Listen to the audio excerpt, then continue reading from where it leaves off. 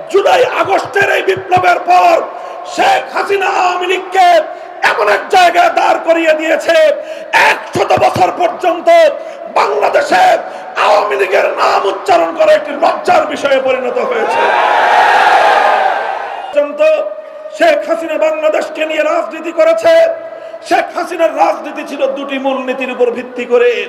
তার রাজনীতির প্রথম মূলনীতি ছিল শেখ হাসিনার রাজনীতির প্রতিশোধের রাজনীতি। তার রাজনীতির দ্বিতীয় বৈশিষ্ট্য ছিল বিভাজনের রাজনীতি। তিনি প্রতিশোধ গ্রহণ করেছেন বাংলাদেশ রাষ্ট্রের কাছ থেকে, তিনি প্রতিশোধ গ্রহণ করেছেন বাংলাদেশের জনগণের কাছ থেকে, শেষ পর্যন্ত তিনি প্রতিশোধ গ্রহণ করেছেন তার দল আওয়ামী লীগের কাছ থেকে। আপনারা অনেকেই আশ্চর্য হবেন, কিন্তু বিবেকবান মানুষ গভীরভাবে চিন্তা করলেই দিবালোকের ন্যায় পরিষ্কার হয়ে যায়, জুলাই আগস্টের এই বিপ্লবের পর শেখ হাসিনা আওয়ামী লীগকে এমন এক জায়গায় দাঁড় করিয়ে দিয়েছে, 100 বছর পর্যন্ত বাংলাদেশে আওয়ামী লীগের নাম উচ্চারণ করা একটি লজ্জার বিষয়ে পরিণত হয়েছে। সংগ্রামী সাথী ও বন্ধুগণ, শেখ হাসিনা জানতো তার ক্ষমতার মস্তক টিকবে না। বিভিন্ন গোয়েন্দা সংস্থা, এমনকি পার্শ্ববর্তী সেই রাষ্ট্র যাদের সেবাদাসী হিসেবে শেখ হাসিনা বাংলাদেশকে তাদের করদ রাজ্যে পরিণত করবার পায়তারা চালিয়েছিল, তাদের পক্ষ থেকে শেখ হাসিনাকে আভাস দেওয়া হয়েছিল তোমার ক্ষমতা টিকবে না। এই আভাস পাওয়ার পর শেখ হাসিনা কি করেছে? আওয়ামী লীগের নেতা কর্মীদের কথা চিন্তা করে নাই, যুবলীগের ছাত্রলীগের নেতা কর্মীদের কথা চিন্তা করে নাই। সে চিন্তা করেছে শুধুমাত্র তার পরিবারের কথা। নিজের ছেলে মেয়েকে আগেই দেশের বাইরে সেটেল করেছে, নিজের পরিবারের প্রতিটি সদস্যকে দেশের বাইরে নিরাপদে পাঠিয়ে দিয়েছে। আর অবশিষ্ট যেই সময়টুকু সে পেয়েছে, লক্ষ লক্ষ কোটি টাকা আগেই পাচার করবার পর অবশিষ্ট সময়টুকু দিয়ে 14টি লাগেজ তিনি গুছিয়েছেন।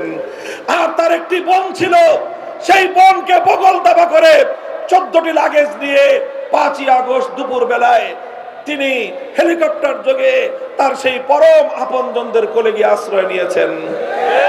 যাওয়ার আগে তিনি যুবলীগকে হাতুড়ি লীগ বানিয়েছেন, ছাত্রলীগকে হেলমেট লীগ বানিয়ে দিয়ে তাদের হাতে পিস্তল, রিভলভার, বন্দুক, রাইফেল তুলে দিয়ে আমার দেশের দামাল ছেলেদের বুকের উপর বুলেট মারার নির্দেশ দিয়েছেন।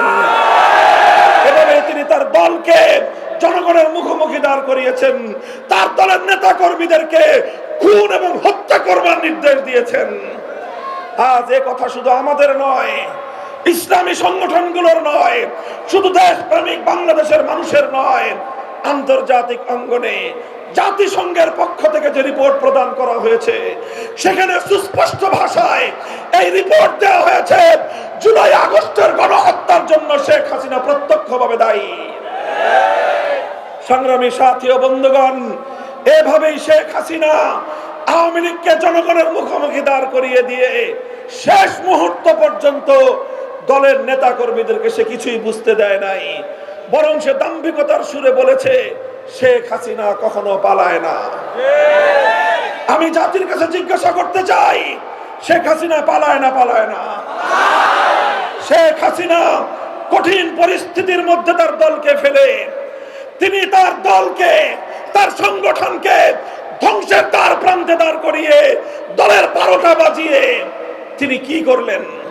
অতীতে আমরা দেখেছি বাংলাদেশে জনগণের আন্দোলনের মুখে অনেককেই ক্ষমতা ছাড়তে হয়েছে। জেনারেল হোসেন মোহাম্মদ এরশাদ ক্ষমতা ছেড়েছেন, দল ছেড়ে নেতা কর্মীদেরকে জনগণ জনরোষের মুখে ফেলে নিজে দেশ ছেড়ে পালান নাই, বরং তিনি কারারুদ্ধ হয়েছেন। বছরের পর বছর তিনি জেল খেটেছেন। 80 পর বয়সে বেগম খালেদা জিয়া জীবন মৃত্যুর সন্ধিক্ষণে দাঁড়িয়ে বছরের পর বছর কারাগারে বন্দিত্ব কাটিয়েছেন, কিন্তু দেশ এবং দলের জনগণ, দলের নেতা কর্মীদেরকে হুমকির মুখে ঠেলে দিয়ে তিনি পালিয়ে যান নাই। আওয়ামী লীগে যদি কোনো মানুষ বিবেকবান থেকে থাকেন, আপনার কাছে আমার প্রশ্ন হলো, আপনার নেত্রী কাজটা করলো কি? বলেন আপনার নেত্রী কি কাজ করেছে? বাংলাদেশের 1000 বছরের ইতিহাসে এমন কলঙ্কজনক অধ্যায় কোন শাসকের নাই। সে আওয়ামী লীগকে ধ্বংস করেছে, যুবলীগকে ধ্বংস করেছে, ছাত্রলীগকে ধ্বংস করেছে, বাংলাদেশকে ধ্বংস করেছে, সব ধ্বংস করে সে তার পরম প্রিয় ভারতের কোলে গিয়ে আশ্রয় গ্রহণ করেছে।